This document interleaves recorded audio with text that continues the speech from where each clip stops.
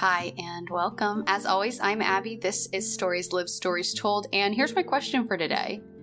Why do people do what they do? It's a big question, I know, and it's one that's on the mind of our conversation partner in this episode. Today we're speaking to Steven Fuller, a professor of communication at the University of Cincinnati, and in addition to teaching communication, he has also written a book called The Church Experiment: A Spiritual Seeker Visits 52 Religious Gatherings in 52 Weeks. He's created a game called Good versus Gooder. And he is the host of the Communication Junkie podcast. In this conversation, you'll hear him describe what he calls his obsession with communication as being rooted in this question of why do people do what they do? And you'll hear him answer this for himself a little too, as far as sharing some stories from his childhood that help him to understand why he does the things that he does today. So knowing that the question I'm using to frame today's conversation is one that has many answers, or no answers depending on how you look at it, I guess I just intend for it to still spark some reflection and curiosity for us today about ourselves and why we do the things that we do, and about the others in our lives and in our worlds. Why do they do the things that they do? And if we can spend some time exploring that question, whether we think there's a concrete answer or not, that might help us have some more empathy and more understanding and be able to extend more curiosity to people. So, why do people do what they do? We may never know, but let's still spend some time thinking about it. And let's jump into our conversation with Steven.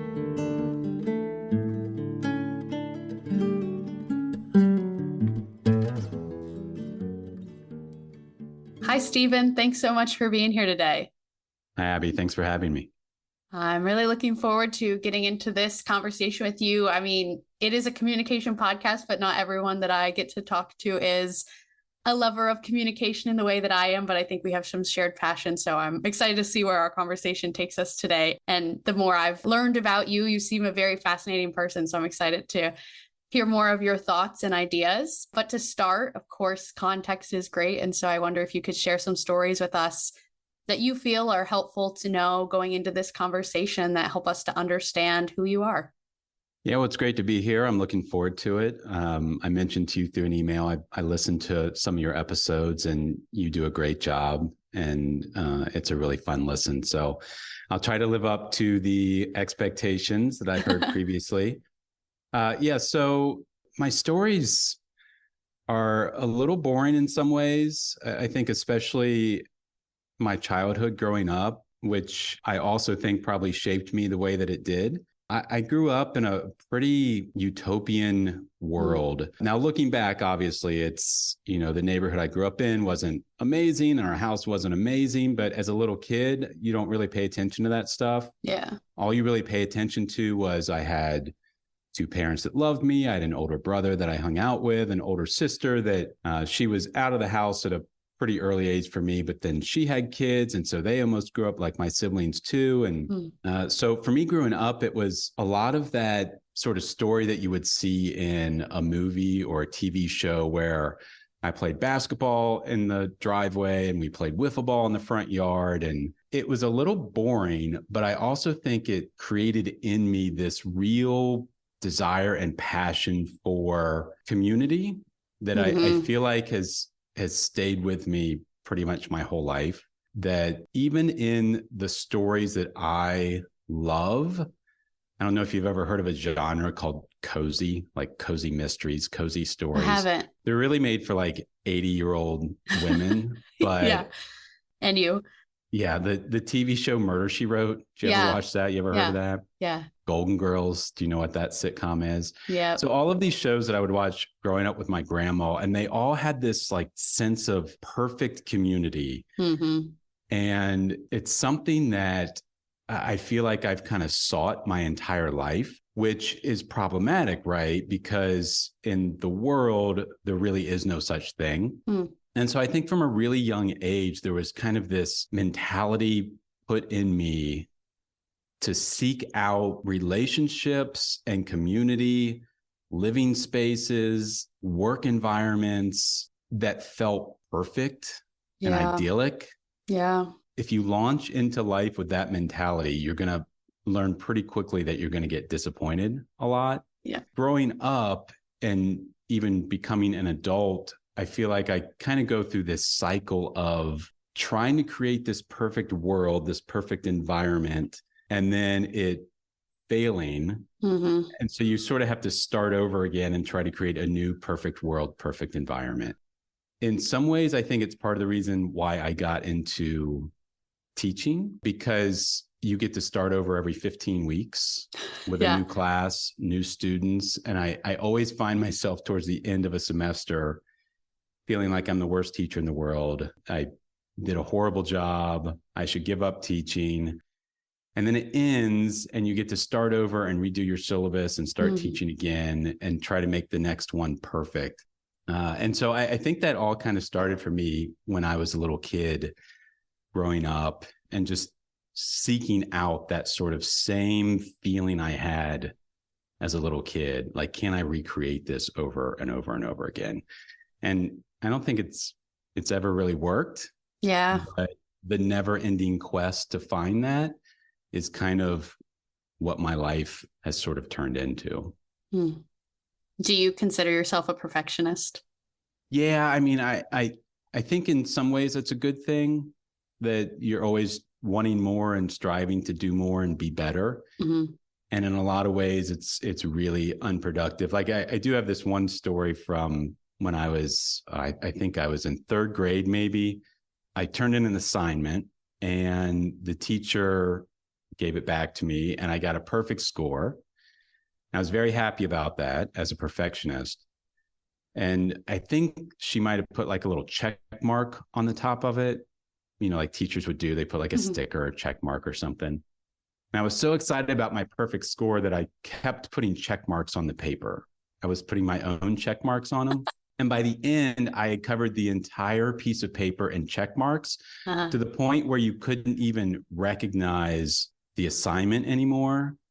Yeah. And I remember at the end of doing that, I looked at it and I completely ruined it. Right. So I was so excited to go show my parents. I was so excited to go home, put it on the refrigerator. And because I got so excited at my perfection, I ruined the perfection. Yeah. And I tell that story to my friends and people all the time. And they're like, oh, that's you. Like this quest for perfection and trying to be so perfect all of the time that you end up ruining every good thing that you do in the process. Interesting. Yeah. And so I think my life is mostly that story over and over and over again in different context of wanting to do a good job because I'm a perfectionist. I normally do okay.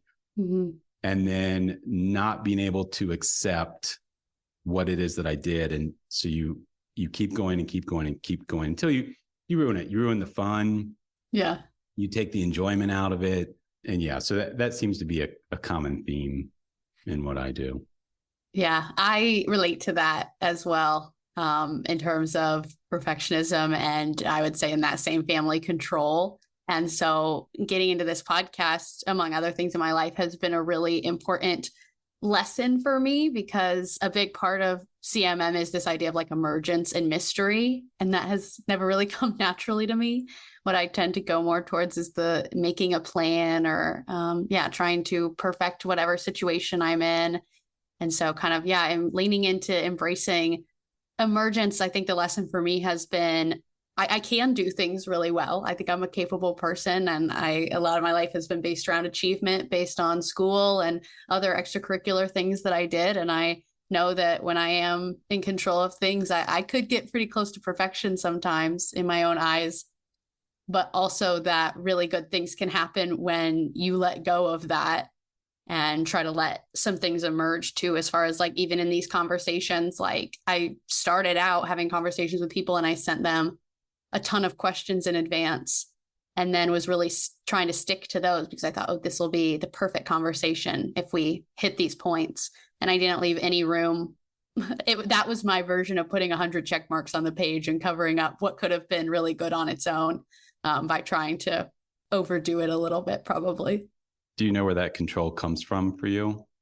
Oh, yes, absolutely. I think that's what was modeled for me in my family, that there was a real value around being self-sufficient which again, it's like a balance. Like it's great to be self-sufficient. And how can you lean into like relying on others or leaning into the things that you're not in control of? And so, yeah, I think I was a high achiever in a lot of areas in school, and I really valued getting that praise. And so I just wanted to keep chasing that. And so for me, I know that that's where that definitely stems from. And one of the things that I've talked about before is that, just a little example of this is that, maybe someone in your life maybe you're walking out the door and your mom says to you, "Have a good day, sweetie." My dad is someone who would say, "Make it a great day." And so I just use that as a little example of that was kind of the theme of my childhood, of like, you have control. So make your day, make your situation what you want it to be, which I think is a great message. But I really internalized that. And I think maybe went a little overboard with it instead of trying to find some balance in the things I can control and the things I couldn't. Yeah, for sure. One of the things that I talk about in my interpersonal class is there's this model from a sociologist named Larry Crabb that I've tweaked over the years, because his original model wasn't exactly this, but it's called the iceberg illustration. And he talks about how we have these experiences, we have these stories that kind of shape who we become. And then ultimately, all of those experiences eventually lead to a bunch of strategies. So things that we do, things that we say in order to make life work for us. And it's interesting because I use that to get students thinking about, like, what are your experiences? What are your stories that have shaped you? And then how has it affected the type of person you become, the type of communicator you are, the type of, the way that you behave.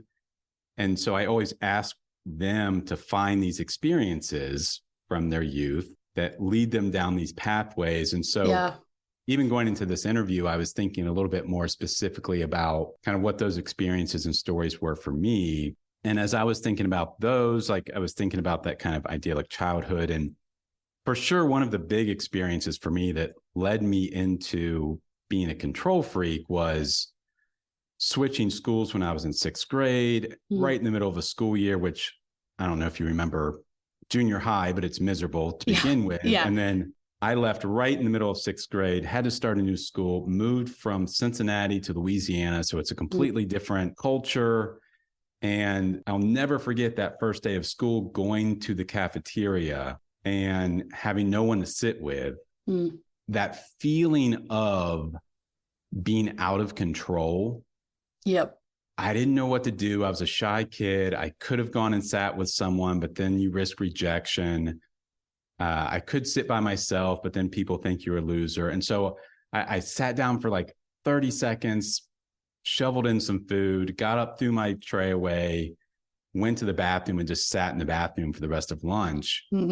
And I still, to this day, when I'm in situations like that, when I don't know people and other people know each other, I'll still, 30 plus years later, still have that same feeling in my stomach of being out of control, people thinking I'm weird, people thinking I'm a loser.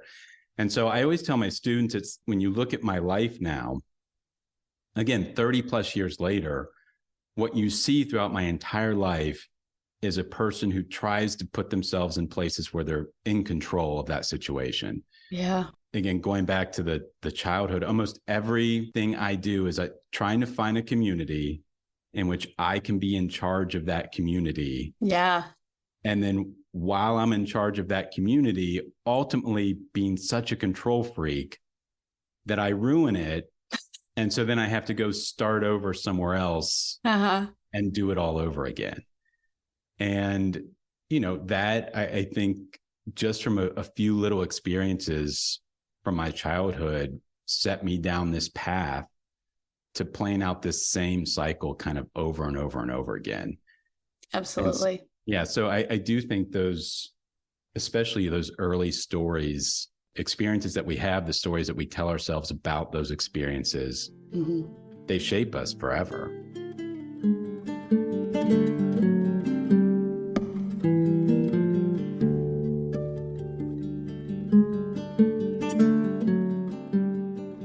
It's interesting to think about those stories from a lens of control, because when you're young, you don't have a lot of control or agency over the messages that are being passed on to you or the things that are happening to you or what you're internalizing. You're not using critical thinking because you don't have critical thinking yet in a lot of ways to be able to, in those moments, decide what you want to internalize and what you don't. It's only kind of retroactively, you know? And so it is interesting. And I was laughing, not because laughing at you, but laughing at me because you're speaking to me and my experience too about a real need to make myself a core member of different communities so that I don't feel like I'm on the edge. And I worked as an RA at my college. And there was one moment where I think my boss had to pull me aside and was like, you expect a lot of people. And I was like, I do. But she was kind of saying it in they don't know if they can, like, I was bringing this perfectionist energy to everybody else. Right. Because you expect a lot of yourself. And so exactly. Why can't these people keep up with me in this situation? And yeah, I mean, I always joke with my students, it's the reason I'm standing up here in front of you is because you have to pay attention to me. Like there's no moment where I walk in and you choose whether or not I'm part of the group or not. Yep. Like I am the group. And so you have to like me. You have to pay attention to me. You have to laugh at my jokes. And, you know, and again, I'm not proud of being a perfectionist. I'm not proud of the neediness that comes with all of that. But I do think it certainly makes sense if you think back to some of the experiences and stories from my youth, for sure. Yeah. Steven, I'd love to hear more about what your journey into communication has been, because I know it's so meaningful for me to get to study it in my undergraduate. And I'm planning on, you know, continuing and getting a master's, and I could see myself as a teacher one day. And so I'm always curious about people's journeys into it and what the process has looked like for you, what it's like to be on the other side of it now and be a teacher, and what it means to you or how it affects you to be immersed in the world of communication. Yeah. So I think that energy stayed with me. There was always sort of, as a kid, I was just curious about a lot of things, and I loved mystery. I loved the idea that there's all this stuff out there that we can't explain, that we're trying to figure out at all times. And this goes probably a little bit farther back than what you want, but no, please. When I was 7-ish years old, I remember becoming obsessed with whether or not Santa Claus was real or not.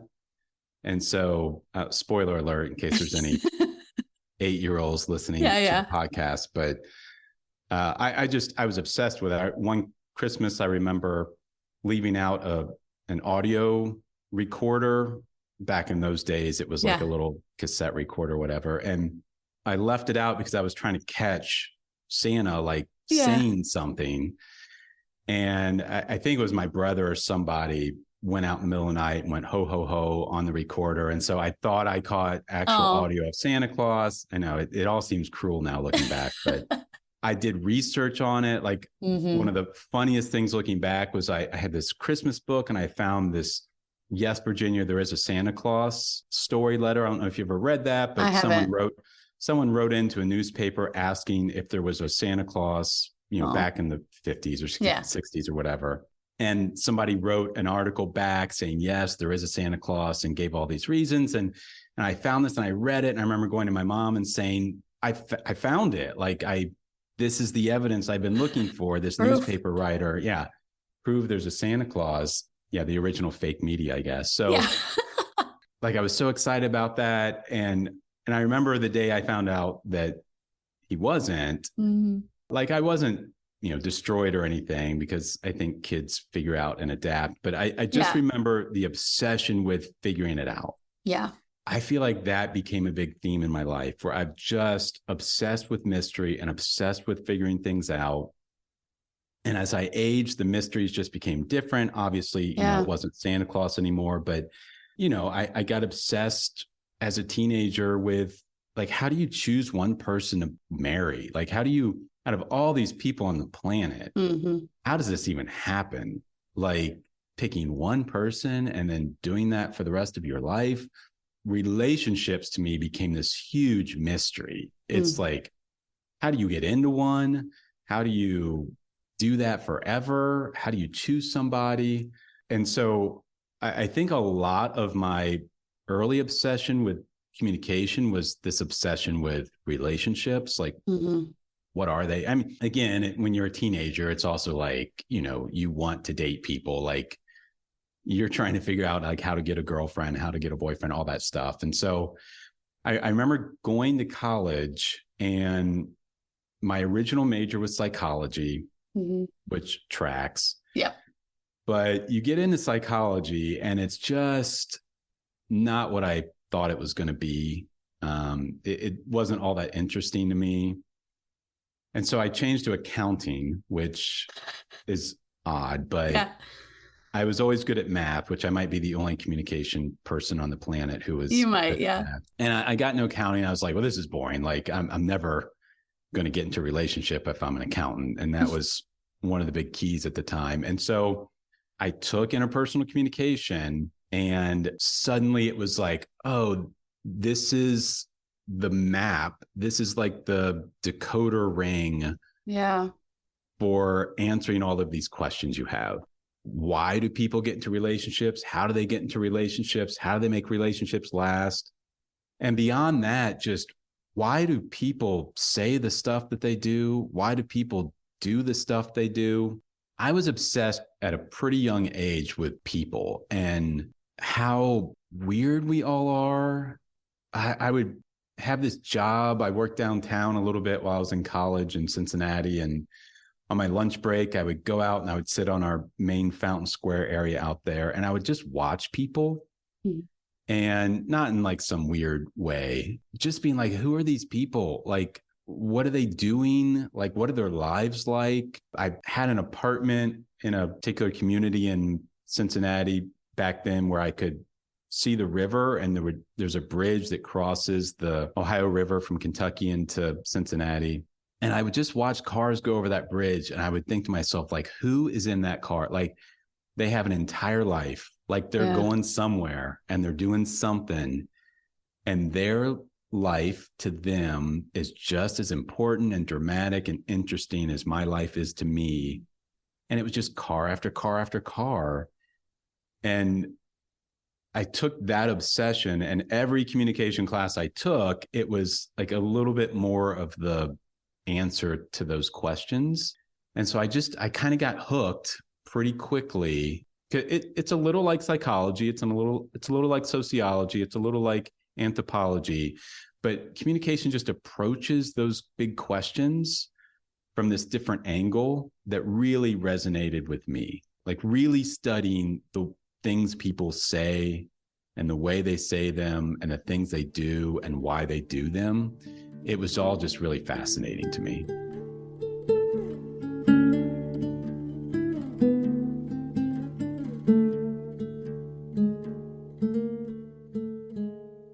Just in the interest of understanding your relationship to communication a little more, I'm just curious about the language that you're using. If there's a reason that you say, call this an obsession instead of like an interest or a passion.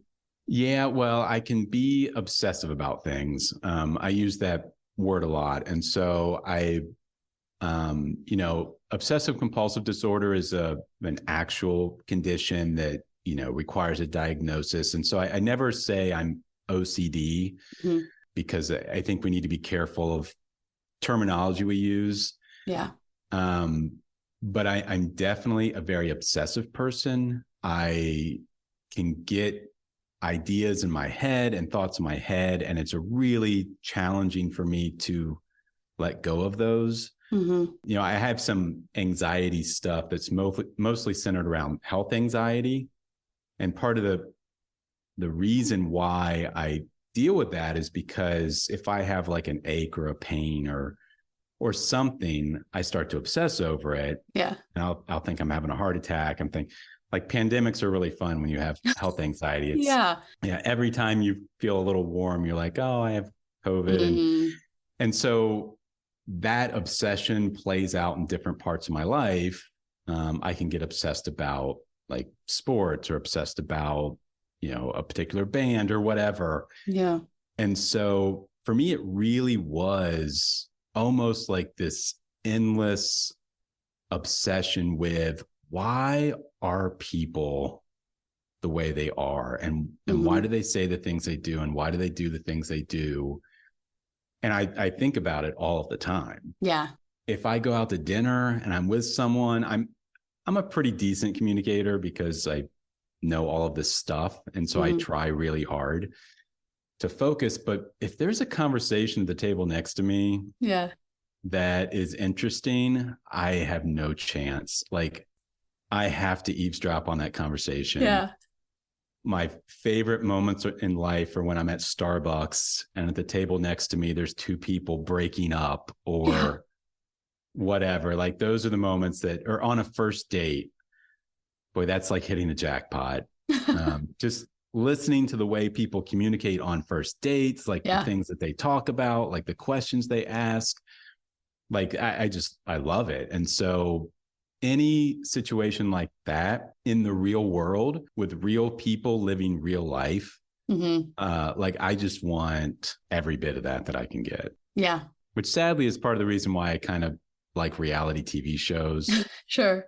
Even though it's all kind of fake and scripted, like, there's still something about you get to eavesdrop on these people's supposedly private moments. Yeah, right. And even though it is scripted and there's cameras there, I do think human behavior kind of takes over at times, and you get to see real reactions from real people, which I've always found interesting. Yeah, it is. And I relate to a lot of what you say about why communication felt so interesting to you is that, I think the reason for me personally why I couldn't be like an accountant or have studied accounting in school is that I loved the fact that I went into my classes, learned things, and then went out into my life and actually used them. I saw my relationships change, and I saw the way that I was showing up change because of what I was learning. Do you have any stories or memories like that of your time as a student when you were learning something and were actually able to also use it? This is what I love, because I love thinking about how communication theory can actually become practical for people in our lives, because I've seen it in my life. And so I want to know about it in other people's lives too. Yeah, for sure. I mean, that's going back a ways, thinking about my student days in college and specifically how that affected me. I think overall it was what you're saying is, there's a lot of stuff that happens in college that is really meaningful, but you have a hard time connecting the dots of why this matters or when I'm going to use this. I mean, it's sort of it's again, I like math. Math is good. We need math. But it's sort of that old joke about like calculus, or unless you're really going into fields that you have to know how to do these math equations in order to build bridges or whatever it is that you're doing. Like, practically day to day, it's really hard to connect those dots. Right. And my communication classes, it was just one day after another. It was like, oh my gosh, that just happened to me last week. Or again, romantic relationships have always fascinated me, which is part of the reason why I like interpersonal communication. Day-to-day relationship stuff where you get into a fight with someone and you don't understand why it happened the way that it did. And then you go to class the next day and the teacher's like, oh, and here's the reason why this happens when we argue with people. And you're like, oh my gosh, that's exactly what happened last night. I remember this communication researcher named Jon Stewart, who, not the host of The Daily Show, a different Jon Stewart. And I remember reading an article of his forever ago where he talked about this concept called nexting, Nexting. And I'd never seen it anywhere else. And maybe he just sort of made it up on the fly in this article that he wrote. But the whole idea is that the next thing that happens in communication is the most important thing in the communication. And I remember thinking about that in terms of like an argument, and how there's so many times in relationships where you're in an argument and you kind of have two things going on. Like, you have your calm, rational thoughts that are telling you what you should say. Because if I say this thing, it will diffuse the argument. If I just stop and say, sweetie, like, I love you, let's take a deep breath. If you just do that, you can diffuse it. But then there's that other part of you that wants to say the thing that is going to piss them off more than anything else. and push their buttons and make them feel bad, and so just that concept of nexting, it's like, if I can learn how to right the ship in the moment and say the healthy, productive thing, it doesn't matter what the previous hour looked like. Mm-hmm. That next sentence is the most important sentence in this communication episode. And it just, little things like that just kept showing up over and over and over again, that felt like this matters. Like, this will actually make my life better. This will make my relationships better. It'll make my work better. It'll make school better. It'll make my entire life better. Again, I'm not saying that's exclusive to communication. Mm-hmm. I've had that happen in many other classes and many other subjects back when I was in school, but it certainly felt like it happened a lot in communication, and it felt meaningful to me. And then ultimately, when it came to teaching, it felt like this would be a meaningful thing to do, to share with other people. Yeah. Do you see maybe some of that same passion in your students now that you're a teacher? Yeah, I think so. I mean, I definitely think there are those light bulb moments, which are the kind of those fun moments when you're telling a story or giving an example, and you can see people be like, oh yeah, that's, I always say communication is one of those subjects where you think you know everything, but you don't really know it until someone says it out loud. Mm-hmm. It's like every time you hear someone say something, you're like, oh yeah, that's obvious. Yeah, I knew that. Well, it's like, well, why didn't you do it? And it's like, well, I didn't really think of it that way until you just said it. Like, it all seems intuitive, right? Mm-hmm. Like, it all seems obvious that when we're having a fight with someone, we shouldn't push their buttons. We should say something loving to diffuse the situation. Well, that's obvious. Well, then why doesn't anybody do it? Mm-hmm. And so just putting names to some of those things that people sort of intuitively feel but don't know how to communicate or don't know how to do, and then giving some tools to help people do those things, that's a pretty rewarding job. I don't know many subject areas that give you that sense of you're actually helping people's day-to-day lives than communication. And, I've gotten the emails over the years of students reaching out and sharing some personal anecdotes, which is great. Mm-hmm. One of the most interesting ones I ever received was a woman sent me an email saying that after taking my class, she decided to divorce her husband. Whoa. Which, that one was a little intense. Yeah. I was like, oh boy, I'm not sure that's what I was going for, but okay. I mean, mm-hmm. I'm hopefully that was the right decision, and she's living happily ever after now. But I do think that's kind of the weight of, like, we're talking about people's relationships here. We're talking about what type of parent they might be someday. We're talking about whether or not they're going to have a successful career. Like, communication is one of those fields that everyone's like, oh yeah, communication, I know how to communicate. And it's like, yeah, you do, but you're not very good at it. Yeah. And so there are some things you can learn that could potentially make your life a little bit better than what it might be otherwise.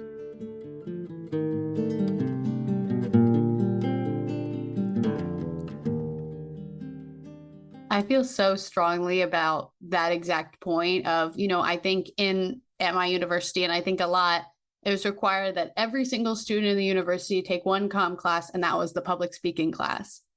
But I'm sitting in my interpersonal communication class being like, this is the one everybody should be taking, because unless you major in communication or, devote your academic life to studying that, you don't get access to all these ideas in high school, elementary school. We don't teach it like we teach math and science. I think it's ridiculous to assume that people will just stumble into effective communication. And I think that's probably representative of a culture that's valued different things and hasn't. And, I guess in general, it is true that the study of communication is a younger field compared to others. And so maybe that has to do with it. But I just think it's so important. And there are real tools and language, like you were saying, and skills that people can arguably easily learn and then translate into their own actual lives and actual relationships to make their actual lives better. But it's almost gate kept in a way in academia. And that's where I feel passionate about, of having a hand in each of like the side of academia and then bringing that out into this like real world to say, how do we turn this theory into practice and how do we make it more accessible so that it's not just the people that devote their lives to studying communication that get to know all this stuff and use it in their lives. Yeah, for sure. We had, I don't know, 7, 8 years ago, the IT department in our university decided they were going to start requiring interpersonal communication. So all of the students who are getting degrees in IT started to come into our classes. And the way that we do interpersonal is there's about 75 students per class. So we started getting, out of those 75, half of the classes were IT students at one point, and it changed the dynamic of the classroom. And one of the reasons why it changed the dynamic is because their attitude going in is very often, why am I in this class? Like, I just want to be working with computers and figuring out IT stuff. And there's this attitude of like, this isn't important, this doesn't matter. And it really is interesting to watch sort of the evolution throughout the 15 weeks of, now some of them at the very end are still like, I don't care, but the majority of them kind of that light bulb going off and them starting to understand why this matters. And what I tell everybody is, look, you can major in whatever you want. Great. Not everyone should be a communication major. We need more things in the world than just communication majors, but you better get a minor or a certificate or take a couple classes. You better do something in communication because you're going to get your IT degree and you're going to go into IT field and you're going to be able to do all the technical parts of that. But when you get raises and promotions, and it's not going to be because you're really great at the technical side. It's going to be because you can communicate, you can problem solve, you can manage conflict, you're a good leader. Like all of these skills, you're a good listener that you learn in the communication field, complement anything that you're going to be doing. It's one of the reasons why health communication is becoming more and more popular. It's because, look, if you've ever gone to a doctor, if you've ever been in the hospital, it's a mess. Like, I mean, even going through the pandemic, and it's like people trying to communicate about health with vaccines and masks. And it is so chaotic that if you can be in that field and communicate well, you're going to be a superstar. And our world desperately needs people that can communicate effectively about health and the environment and all of these issues that are life and death for all of us. You have to be able to marry the science and the ability to be able to communicate that science if you want to be effective. And so, I think all of us, in whatever it is that we do, communication is a huge part of that. It's interesting that the selling point is oftentimes, this makes you more marketable, or, this will help you in your profession in whatever way. But also I'm like, you should just want to be able to have these tools to show up to any of your relationships, whether it's going to result in you getting a raise or not, but just to have these like quality relationships in your life that are going to, contribute to having a better quality of life in general. And again, I think it's people just take for granted that they know how, they're an okay communicator, because we all do learn things about communication outside the classroom. Whether we learn about effective communication or not is the question. But I think that's a big thing that people take for granted. But for me, why communication was so easy almost to grasp is what you were saying earlier, is I wasn't really learning anything I didn't already know. What I was learning was new language for what I had already experienced. But in a lot of my communication classes, it was, I almost immediately know what you're talking about because I've experienced that, because a lot of people have experienced this or experience this daily in our relationships, in our lives. I just didn't have the language for it. And I've said before in a podcast, like, if you don't have the language to talk about your experience, then you don't talk about your experience. And that's why it felt empowering is the word that I use, because I think having language is empowering. It has been for a number of, I would say, like minority groups to have this language around their experience that they haven't before. It's like, I don't know. I've heard people say, like, why is everyone gay all of a sudden? Or why is everyone a feminist all of a sudden? It's like, no, we just have language where we didn't have language before. And so that's why you're maybe hearing about it more, because people are getting to talk about something that they've already experienced, but now have the language for. Yeah, for sure. And this is something that throughout time, there's this project years ago that I discovered that was called Photo Voice. And it was, you go into communities where people don't necessarily have the platforms to be able to speak about their experiences. And so you give them cameras and they take photographs of their experience. And that's how they communicate sort of their lived experiences through these photographs that they take. That's the power of communication, right? Is that, to your point, you have a very small group of people on this planet that have had a voice for almost the entire existence of human society. And when one group has that platform, that group gets really good at communicating their wants, their needs, their pains, the atrocities committed against them. And other groups don't. They don't have the language, they don't have the opportunities. And so I don't think it's any coincidence that the reason why we've seen so many oppressed groups suddenly in the past couple decades finding a voice and finding opportunities to create equality is because we have all of these communication tools now, from social media to on and on and on. Mm-hmm. And so, this makes a lot of sense, right? That if we can train people how to be better communicators, more effective communicators, and give them platforms to communicate, and we get to hear people's experiences, and they have opportunities to talk about what they need, what they desire, their hopes, their dreams, that should create a more equal, diverse, inclusive world. Now, again, everyone who doesn't want that then uses those same platforms to fight back. Thus begins kind of the battle. But step one is you have to be able to start giving a voice to people that haven't had a voice. And communication does that in a million different ways. And so, there's a lot of power in communication. And I think it's one of the reasons why our major is one of the driving forces in a lot of the conversations that we've had. A lot of our scholars are leading the way in these conversations. A lot of my colleagues are doing amazing research in these areas. And, communication is a huge platform to be able to do that.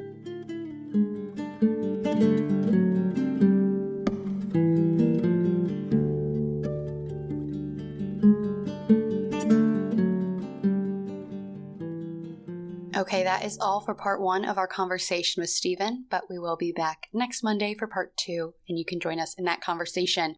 In the meantime, I'd ask you to think about the 3 questions that I have in the description of today's episode. And they are, why do people do what they do, like we talked about at the beginning of the episode, but also, how can better communication practices help you in your work life and in your personal relationships? And finally, how can you help make your community one where people feel empowered to share their stories? I'm always talking about using a communication lens, and I think that's a great way to approach these questions, and will hopefully make more sense to you after hearing Steven and I's conversation today about what it looks like to use a communication lens, is to understand how communication practices shape our relationships and the choices we make and the way that we interact with the world. And clearly, Steven and I believe that taking a communication perspective is something that can enrich your experience of the world, and maybe you'll find that to be true for you as well. Okay, so join us next week. We'll be back with part 2. As always, I am supported by the CMM Institute for Personal and Social Evolution. This podcast is just one of the many initiatives that the CMM Institute has created, all with the interest of creating those better social worlds. And like we talked about in the episode with Steven today, making these communication tools and language and theories more accessible to people. Of course, a good podcast next turn is always to share an episode that was meaningful to you with a friend. Either this episode, if it really spoke to you, or maybe take some time to reflect on what other episodes have been meaningful for you. Go back and listen to them yourself. Share them with people that you want to bring into the conversation. It's so important that we keep inviting people into this conversation so that it can just become more and more expansive, and so more and more people can benefit from these conversations and the tools that we are working on cultivating here. Thank you for showing up today. Thank you for being curious, and thank you for being a part of this story. I'm Abbie, and this has been Stories Lived, Stories Told.